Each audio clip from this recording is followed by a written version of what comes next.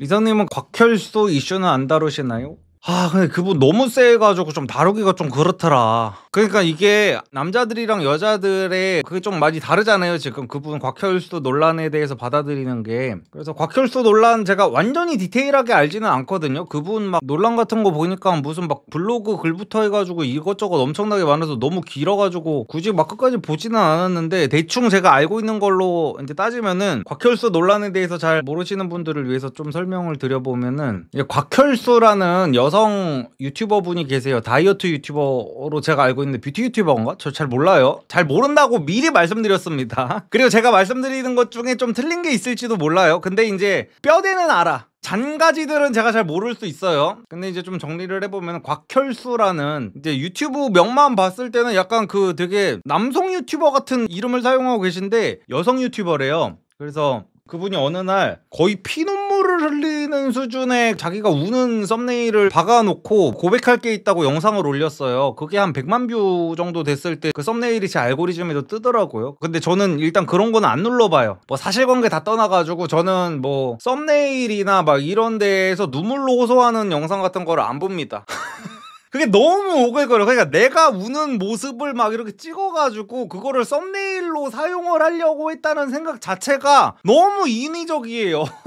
그러니까 예를 들어 제가 어떤 방송을 하다가 막 울었어, 라이브를 하다가. 그러면은 그거를 누군가가 따다가 제가 우는 모습을 이렇게 박아놓은 다음에 영상을 만들 수는 있다고 쳐요. 근데 내가 내 우는 모습을, 심지어 녹화 방송이야, 라이브 방송도 아니고 녹화 방송으로 내가 내 우는 모습, 눈물이 뚝뚝 떨어지는 거, 표정도 되게 막 그 억울하다는 표정으로 카메라를 노려볼 듯이 하면서 뚝뚝 떨어지는 거를 여기 딱 찍어가지고, 어떤 게 내가 눈물이 제일 잘 나왔지 하면서 이제 그 고르는 프레임 한 단위 한 단위 한 단위로 이렇게 그거를 본 다음에 이게 가장 내가 억울해 보이겠다를 딱 이게 찍어가지고 그 썸네일로 만드는 그 감성 자체가 너무 버거워가지고 저는 그거를 그냥 애초에 처음에는 이제 클릭도 안 해봤었거든요. 그래서 그냥 뭐 또 억울한 일이 있나 보다, 뭐 그냥 여자 유튜버들은 저런 경우가 많으니까 뭐 그냥 나는 안 볼랜다 하고 그냥 넘겼었는데, 그 논란이 결국에는 뭐냐면은, 이 곽혈수라는 여성분의 주장대로라면은요, 일단은 이 곽혈수라는 이제 여성분께서 1년 전쯤에 택시를 만취가 된 상태로 이제 탔는데, 자기가 택시를 타자마자 기억을 잃었대요. 너무 만취를 해가지고. 근데 이제 정신을 차려봤더니 이 택시 기사가 자기를 강간을 했다는 거야. 강간 얘기하면은 또 이제 노딱인가? 관광을 했다는 거예요. 그래가지고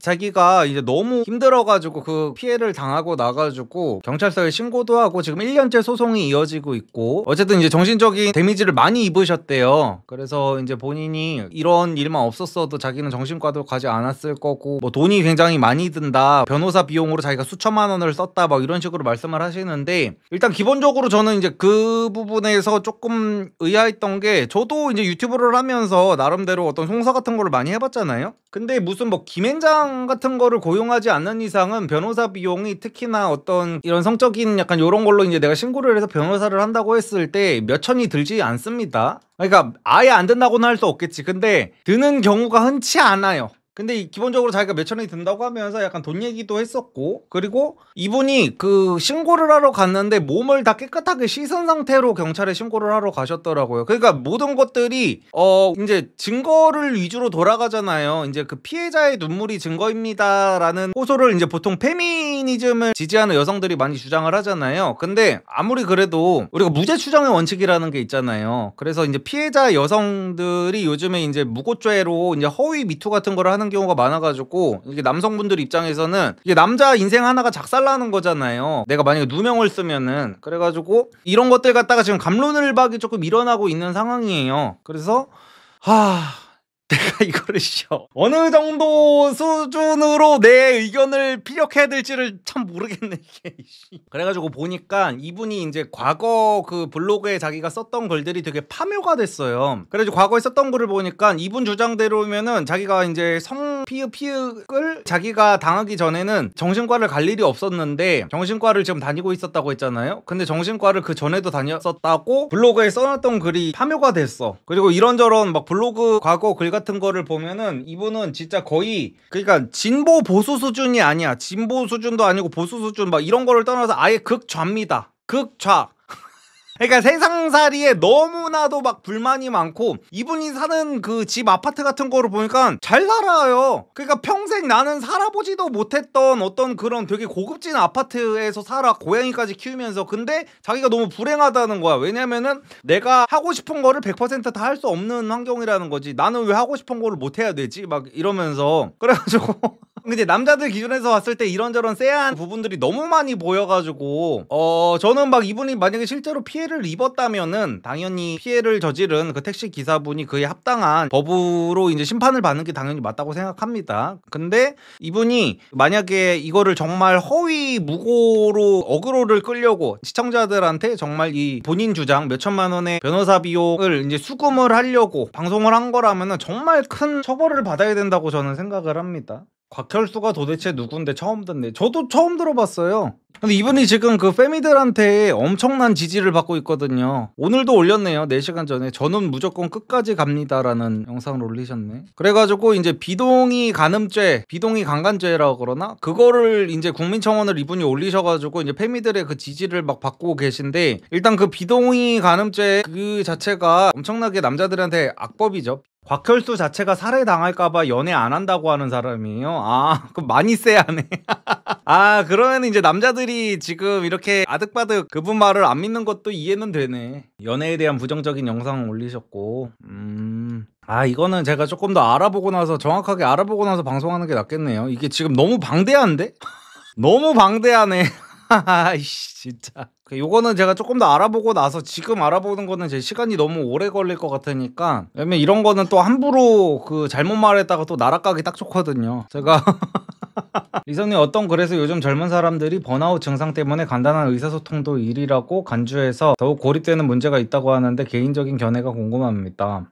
아, 저거는 근데 요즘 시대에 전 세계가 다 공통적으로 갖고 있는 문제죠. 그래서 이게 사실인지 아닌지는 이제 팩트체크를 제가 안 해봤는데, 미국에서는요, 전화하는 법 강의가 있대요. 우리나라도 요즘에 이제 강의팔이 논란이 많잖아요. 저도 강의팔이고. 근데 워낙 요즘 사람들이 이제 의사소통이라든지 이제 그 커뮤니케이션 능력이 너무 떨어지다 보니까 미국에서는 이제 전화 통화하는 법 강의가 생겼대. 우리나라에도 이제 막 그런 거 있잖아요. 콜포비아?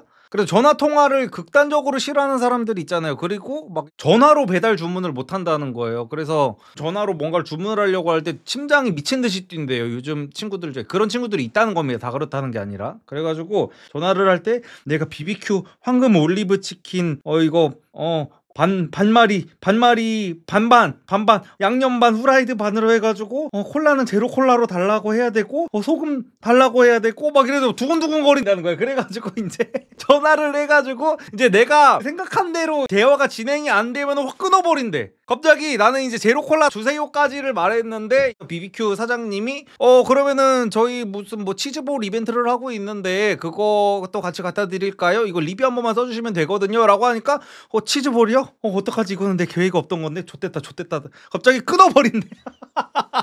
그래가지고 이런 문제들이 확실히 이제 심각하기는 해요. 확실히 요즘 친구들이 밖에 나가서 아르바이트 같은 것도 좀 해보고 그러는 게 확실히 도움이 많이 되는 것 같습니다. 그러니까 요즘 친구들이 뭐 이제 성공하려면 어려워진 시대가 됐다 어쩐다 하는데, 주변 수준이 요즘에 전부 다 그렇게 밑바닥으로 가고 있기 때문에 내가 조금 그런 친구들보다 좀 더 열심히 하고 좀 더 사회성을 키우고 하면은 오히려 훨씬 더 경쟁력이 있어질 수가 있는 거거든요. 그래가지고 조금 항상 희망적으로 생각을 했으면 좋겠습니다. 서비스 알바하면 극복되던데. 그러니까 그 서비스 알바 자체를 못 한다니까요. 제가 그저께도 와이프랑 밥을 먹으러 갔었는데, 근데 그저께 갔던 밥집에 그 친구가 이거를 볼 수도 있으니까 조금 말하기가 조심스러운데, 왜냐면 그 사장님이 이제 우리를 알아보고 이런저런 서비스를 막 굉장히 많이 주셨었거든요. 그래가지고 어쨌든 간에 얘기를 하면은 제가 너무 답답했던 게 뭐냐면, 요즘 친구들은 알바를 할 때 순서를 몰라요. 그러니까 그 밥집에 손님이 거의 없었거든요. 우리 포함해가지고 한 3테이블밖에 없었어요. 그리고 우리가 가고 이제 밥을 먹는 도중에 2테이블이 나간 거예요. 그러면 우리밖에 안 남았잖아요. 근데 우리가 밥을 먹다가 예를 들어 뭐 제로콜라 하나만 주세요 하잖아. 근데 이 사람은 이제 나이가 한 20대 중반 정도 되는 것 같아 보였는데 남자인 친구고, 그 친구가 이제 테이블을 정리를 하고 있었어요. 그래가지고 우리가 이제 배를 띵동 누른 다음에 여기 제로콜라 하나만 갖다 주세요 라고 했단 말이야. 근데 저도 이제 서비스직 알바 서비 서빙 알바를 굉장히 많이 해봤잖아요. 그러면은 그러니까 순서라는 게 있잖아. 일에 이거를 이제 일머리라고 하잖아요. 내가 식탁을 치우고 있었어. 식탁을 치우고 있는 상태여도 식당에 한 테이블밖에 손님이 없는 거야. 그러면은 이거는 나중에 치워도 되잖아요. 솔직하게 말해서 뒤에 무슨 웨이팅이 있는 것도 아니야. 웨이팅이 만약에 있다면 이거를 빨리빨리 해가지고 이제 손님 안 친 다음에 우리한테 오는 게 맞아요. 근데 우리밖에 없는 상황에서 제로 콜라를 달라고 했는데 테이블 2개를 다 치우고 우리한테 오는 거야.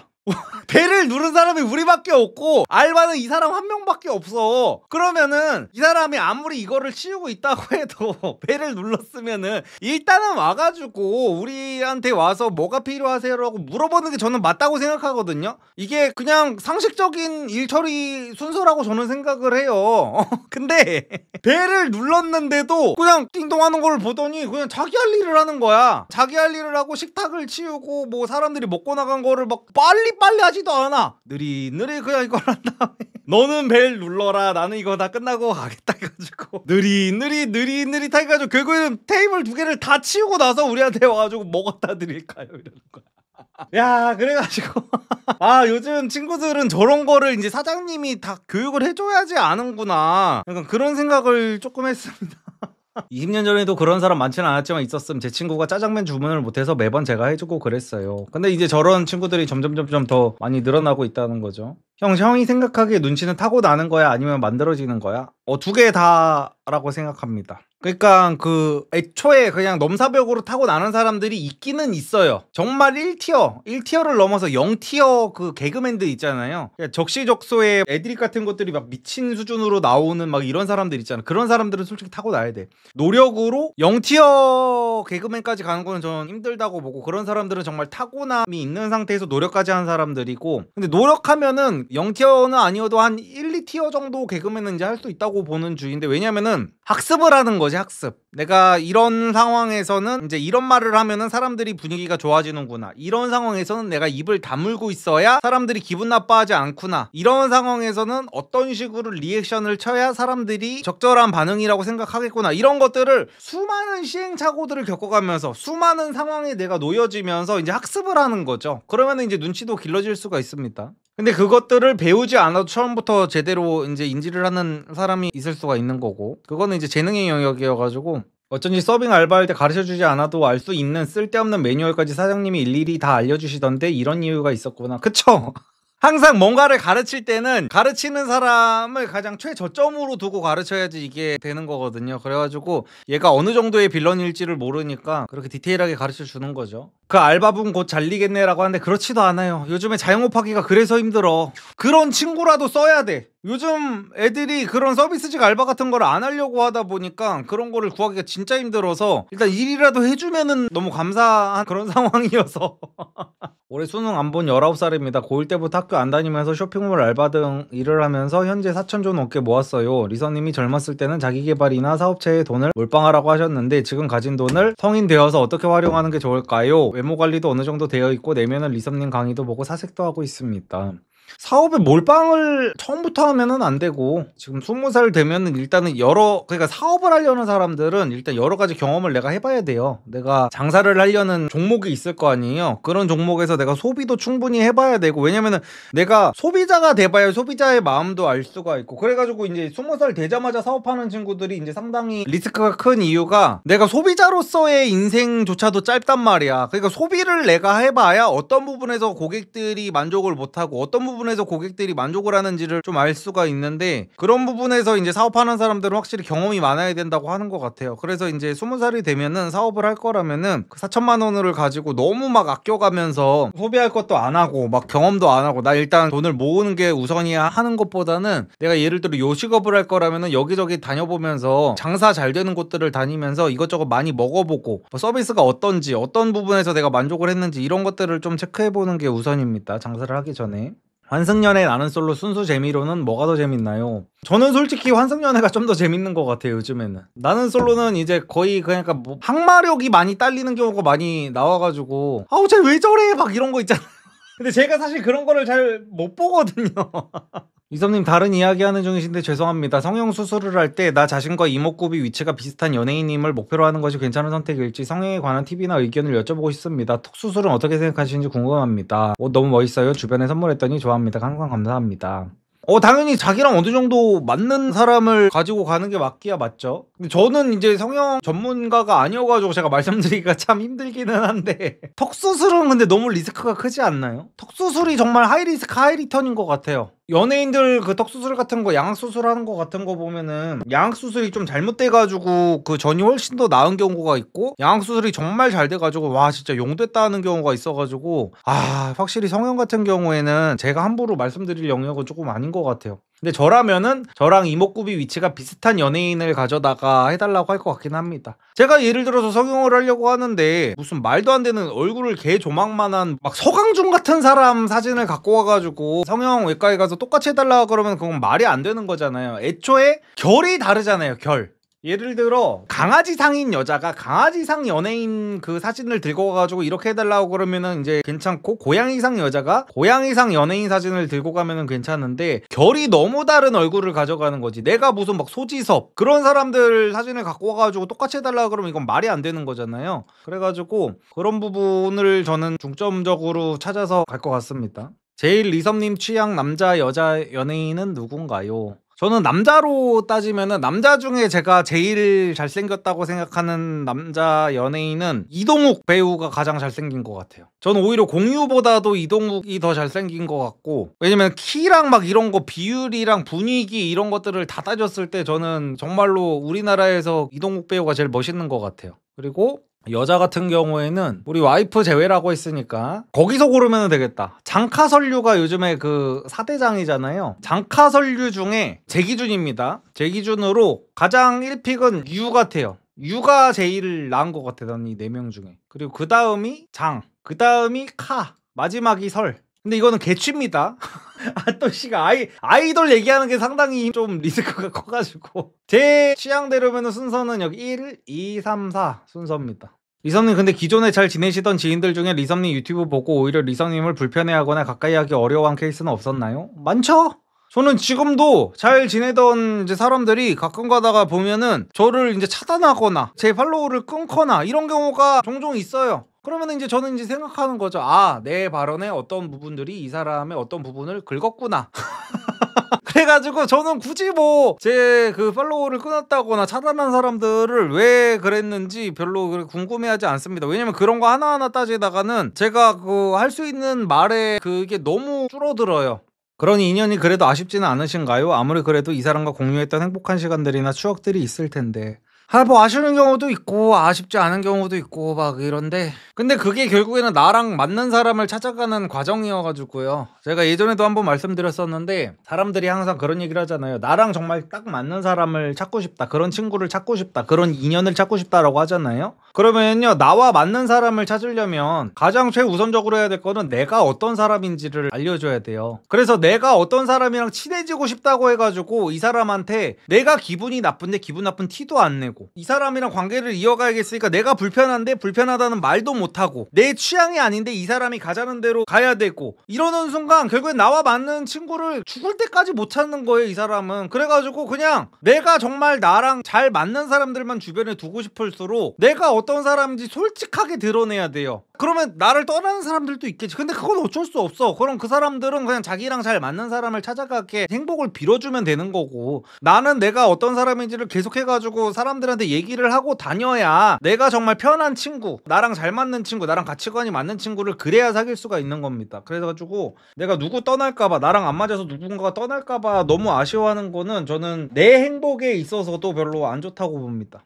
30대 초반 남성입니다. 공기업에 재직하다가 다른 공기업으로 이직했는데 회사와 너무 맞지 않아서요. 지금 전문직 자격증을 1차 합격한 상황이라 그냥 생퇴사 후에 자격증을 취득해 재취업을 할까 고민입니다. 제 나이가 20대 후반이면 고민 없이 그렇게 할 텐데 나이 탓에 백수 생활 1년이 크게 다가오네요. 인생 선배로서 조언 좀 부탁드립니다. 30대 초반이면 충분히 그래도 돼요. 그러니까 저기에 이제 매몰 비용의 오류잖아요. 저희 친척 형 같은 경우에도 5급 공무원을 한 10년을 넘게 준비하다가 그게 따기가 진짜 힘들잖아요. 그래가지고 계속 떨어지다가 결국에는 나이 30대 한 중반쯤에 7급 공무원으로 들어갔거든요. 근데 보통은 그 선택을 잘 못해. 왜냐면 내가 여태까지 그 5급을 준비한 게 너무 아까워가지고 계속 막 나이 40 다 될 때까지도 계속 이거 5급만 어떻게든 따려고 하다가 결국에는 그때 울며 겨자 먹기로 이제 그 7급 공무원을 그때라도 막 들어가고 이러는데, 왜냐면은 이제 공부를 하는 사람들은 정말로 1년만 더 하면은 진짜 내가 할 수 있을 것 같다, 할 수 있을 것 같다, 내가 여태까지 10년 동안 공부한 게 너무 아깝다 하면서 이제 그거를 계속해서 놓지를 못하는데, 30대 초반이면은 늦은 것도 아닙니다. 그래가지고 정말 내가 전문직 붙을 자신이 있다면은 저는 전혀 늦지 않았다고 봐요.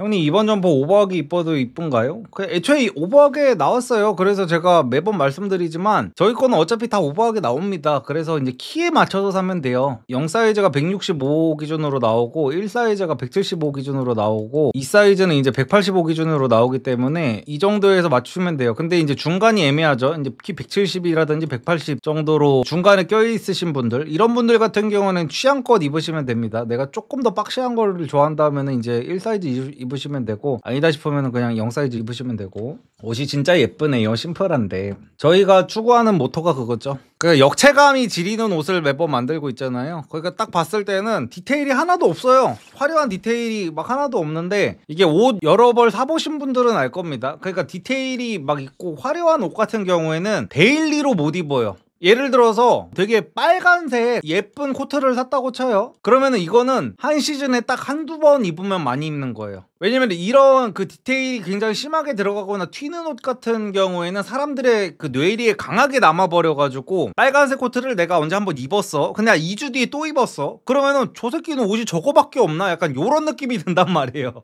그래가지고 근데 이런 디테일이 없고 그냥 정말 핏만 예쁜 옷 같은 경우에는 365일 내내 입어도 돼요. 이런 거는 이제 실루엣만 기억이 나거든요. 근데 이제 너무 튀는 약간 이런 거 같은 경우에는 그 자주 입기가 조금 빡셉니다. 패딩 가볍습니다. 엄청 가벼워요. 진짜 후드 집업 대박 상품. 제 남동생들 다 사주고 친척 동생도 보고 마음에 든다 해서 보내줬어요. 강추 다른 색도 나왔으면 좋겠어요. 아유, 감사합니다.